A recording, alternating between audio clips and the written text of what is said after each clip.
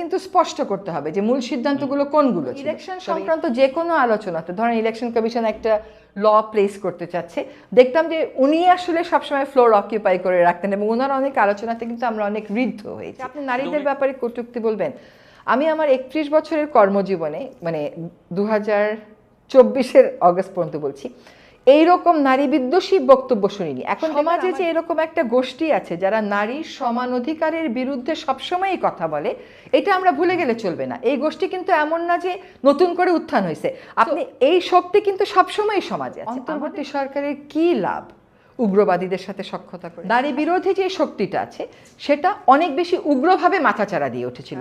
আমরা একটা শপথ নিয়েছি যেখানে কিছু গোপনীয়তার শপথ আমাদের আছে।